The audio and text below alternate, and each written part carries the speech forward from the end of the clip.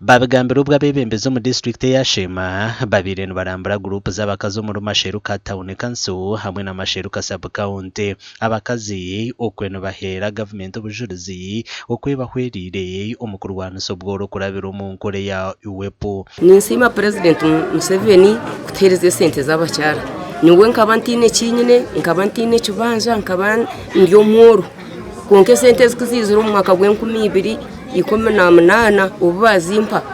nkagure mbuzi natandika kuzikozesa ati nyirome kibanja cha miliyoni 3 n'icweka nagakani hame kindi cha miliyoni 1.80 sima sente za UWEP zikatwongera munonga ebitwabesitine twayongera project yabasa kuhanga tukasitine jirumu twajombeka twayombeka stohe byokwenyuma twayongera na mutindo biyonjo twakora tukafine mudalezi twasta. Omuhezi wa RDC mu district ya Sheema Sam Orinkunda arabwira barukunyaga sente za government ngo barye nordia omubox okwete bwa government ndio ningamba multiple borrowers of government program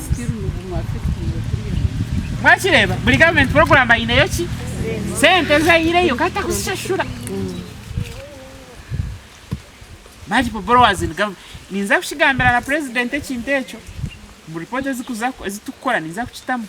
president akagenda yakora programs nyingi then abantu bagira magezi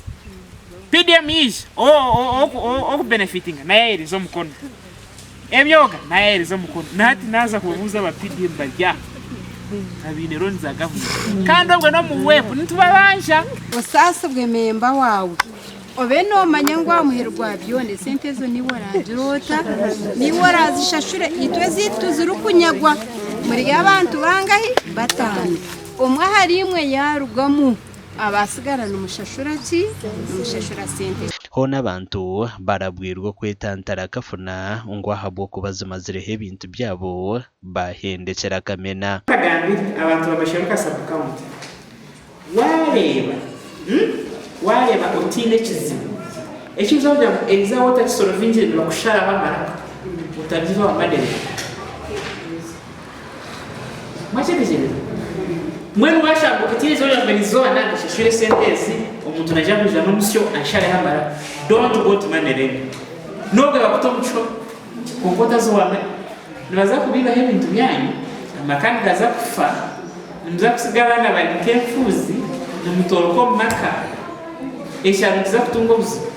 amakuru agagasha kwa mayiko atwakire